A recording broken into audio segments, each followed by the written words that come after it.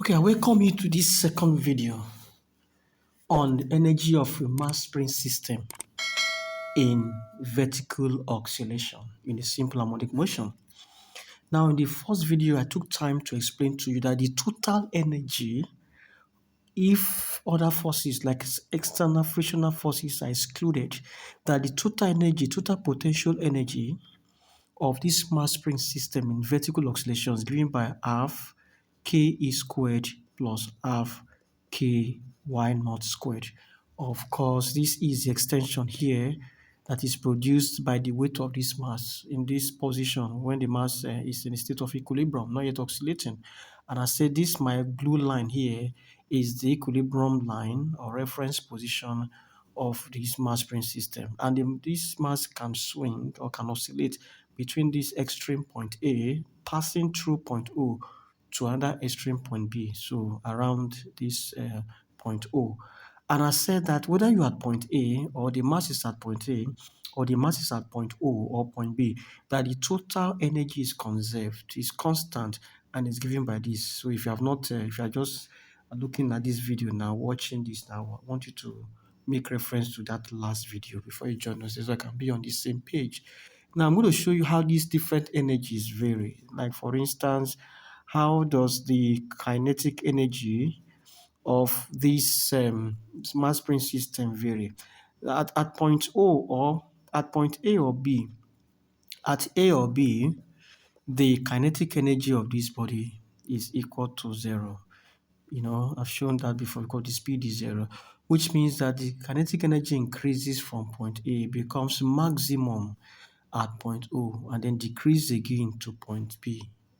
Okay, now it becomes zero again at point B. Then when it's coming down again to point A, the KE increases like this steadily and then becomes maximum again at point O, then decreases to zero on reaching point A. So this is how the kinetic energy of this mass spring system vary. Now, how does the gravitational potential energy PEG, how does it vary? Now at point A, this is minimum. We can say that at A, the gravitational potential energy is minimum at point A. Minimum means it's negative mg multiplied by y naught. Then again, at point O, it becomes zero. So we can say that it is zero at point O here, and again increases, you can see that the PE increases to positive mgy naught on getting to point B. Okay, so this is how the gravitational potential energy varies. That is its minimum at point A, and that is negative minus mgh, mg or y naught, if as the case may be, and it's zero at point O. So that's taken as a reference line, as equilibrium position. Okay, that's a reference line for measuring our displacement or distance, vertical or this way. And then increases up to mg y naught at point B. Okay, how about the elastic potential energy, PEE? That's my elastic potential energy. Now, it is maximum because at point A, the spring is fully stretched at point A. So it means that my elastic potential energy is greatest at point A. Then it decreases, though not to zero, it decreases to half KE squared at point B, at point O. And again, because this value at point A is greater than the value of the elastic potential energy at point O.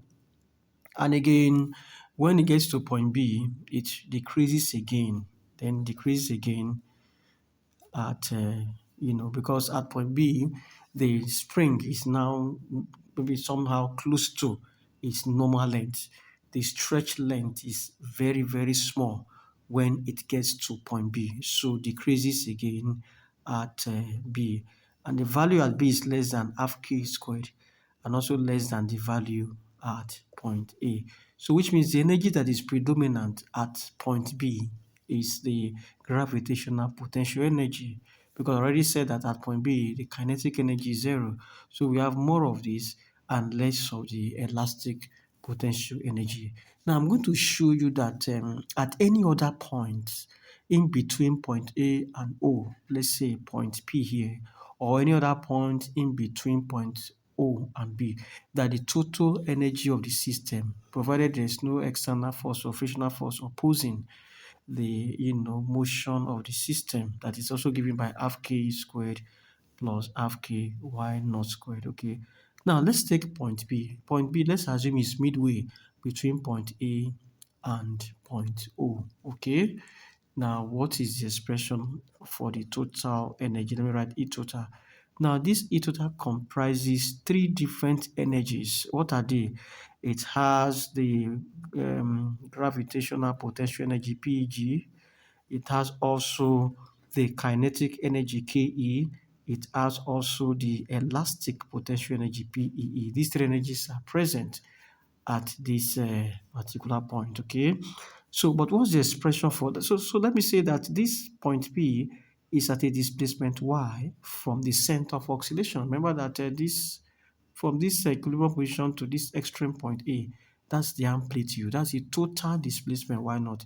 Now I'm taking a point here which is just displacement y is less than y naught.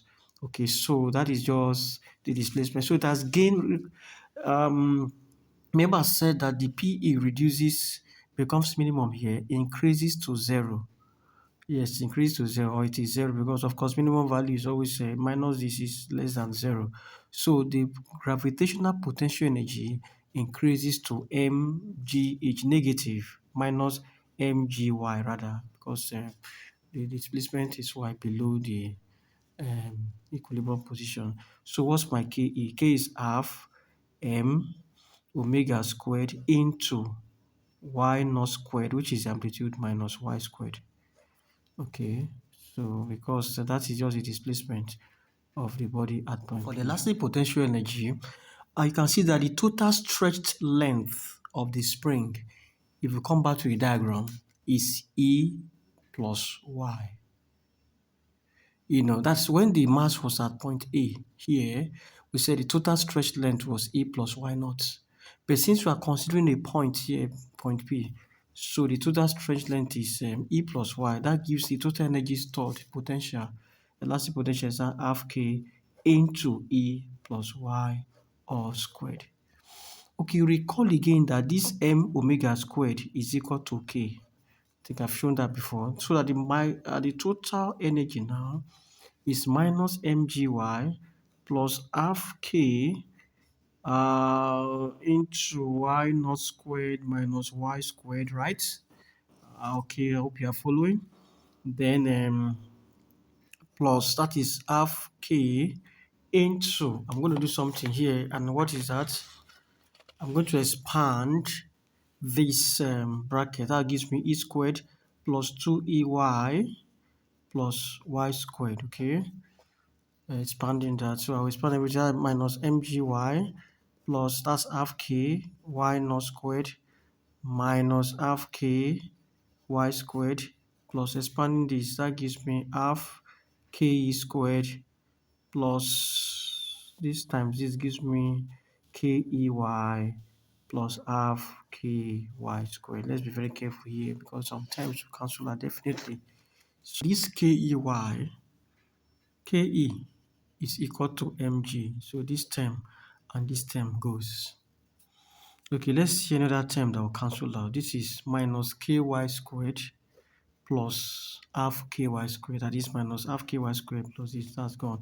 So what is left is half ky naught squared plus half ke squared. Hope you got it. That is it. That shows that at any position of this mass, the total energy remains the same. So we have shown that at point P, which is just a displacement y, this y is less than y naught, which is the amplitude, that the total energy at this point B remains half k y naught squared plus half k e squared. So any other point you choose, you can still show that the total energy remains the same. Okay, before I end this class, I'm going to show you something else. Maybe suppose you are to calculate the kinetic energy of this body, of this mass spring system at any point along the path of oscillation. Recall, I've already shown you that at any point between point O and A, the total energy of the system is given by half k y naught squared plus half k e squared. Now let's look at this. Suppose you have something like this, and I want to show you that we can have an expression for the kinetic energy of this body. In case I'm to find the speed or ke at any point, what do we do?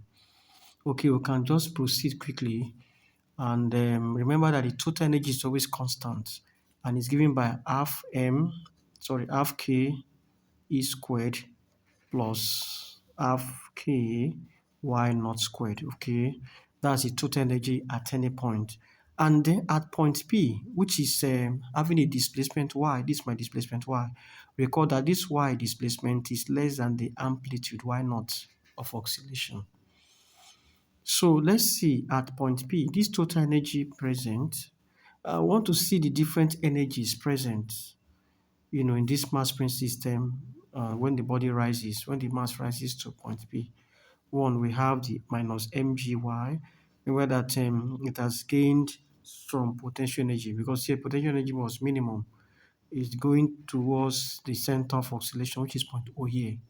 Okay, so that is it. Then we also see that another energy present there is half k, half mv squared. Let me just find that as my kinetic energy, half mv squared, plus the spring energy present is half k into E plus Y all squared. You notice that the total stretch length of the spring at point P is E plus Y because of course I'm not looking at when it's at point A here again. No. I'm talking about when it has risen to point P, the displacement of Y from the center of oscillation. So total stretch length is E plus Y.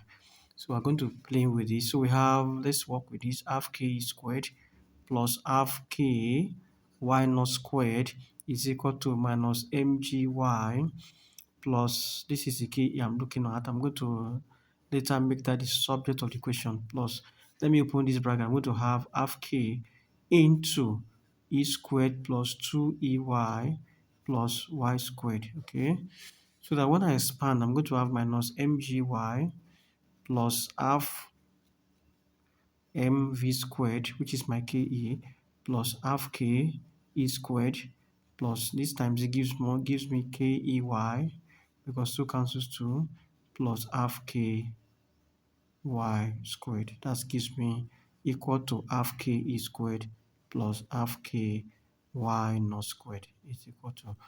Let's look at it carefully. Some terms will cancel out.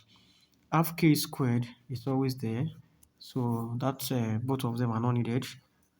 We get rid of them. Then again, you can see my mgh is equal to key because ke, I earlier said that I showed you before that is equal to mg. So minus this plus this is gone. So what is left will be half ky naught squared is equal to half mv squared plus half ky squared. Okay, so these are the terms, the following three terms, so that we can do a lot of things. Yeah, number one, I want to derive an expression for the velocity of this body. Okay, if I make half mv squared the subject of this equation, I'm going to say is equal to what? Half k amplitude, that's my y naught squared, minus half k y squared. So I can factor out my half k. Okay, half cancels half cancels half. Okay, so I have mv squared is equal to ky naught squared minus ky squared. All right, so we can factor out k now into y naught squared minus y squared. That will be equal to, what is that again? Mv squared. Dividing both sides by m gives me v squared equals k over m into y naught squared minus y squared. And recall again that this expression k over m is equal to your omega raised to power 2, omega squared. So if I make substitution, then I'm going to have v squared equals omega squared into y naught squared minus y squared. So taking square root of both sides, so that my v, which is the velocity, is square root of this gives me omega square root y naught squared minus y squared. I guess you have seen this equation before. It's always written v is equal to omega into x naught squared minus x squared. But still that's the expression, the equation, the formula for the velocity of this body in simple harmonic motion. So this is how it is shown from this mass spring system.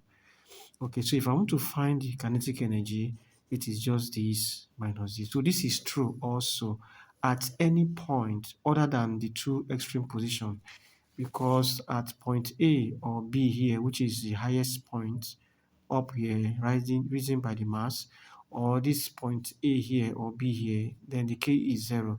But at any other positions between point A and B, this equation is true and is equal to the expression for the total energy, which means the total energy of the system is equal to the sum of its PE, which is this, that is elastic potential energy plus the kinetic energy, which is true for a mechanical system because mechanical energy consists of both the kinetic and the potential energy. All right, so maybe we can quickly solve a question with this if we have all the time. Suppose the extension produces E, and that is 5 cm for instance, and the amplitude of oscillation is 3 cm less than the extension produced by the weight mg of this mass here, and we want to find the total energy and then maybe the speed. Okay, let's say the mass is 1 kg. So what's the spring constant first? Spring constant is can find that by using mg divided by extension. That is to say 1 kg, take g as 10. So the weight is 1 times 10, which is 10, over the extension 0.05. This will give me 200 in standard unit, Newton per meter. Okay, that's my K. I need that to help me find the Ke. So the kinetic energy, which is my Pe, the kinetic energy, which is my Ek, is equal to, if you come back here now, it gives me this minus this half K y naught squared minus half K y squared. So if the displacement y was 2 cm, I want to find the kinetic energy at a position P where the displacement, that is the displacement below the reference line, is just 2 cm. That gives me half K into y naught squared minus y squared. So that gives me half times 200 into, what's my y naught? That is my 0.03 squared minus 0.02 squared. So we can simplify. That gives me 100 into 0.0009 minus 0.0004, if I'm not mistaken. So subtracting this gives me 0.0005 times 100 will give me 0.05 joule. That is kinetic. From here, I can find the speed of this body by equating this to half mv squared. Since the mass is 1, it means that v squared is equal to 0.10, and then v becomes square root of 0.10. That gives me in meters per second. So, okay, so that's how to look at all this, the variation of the energies, potential energy, gravitational, potential energy, elastic, and then the kinetic energy. So in the next video, we shall solve more problems on this energy variation.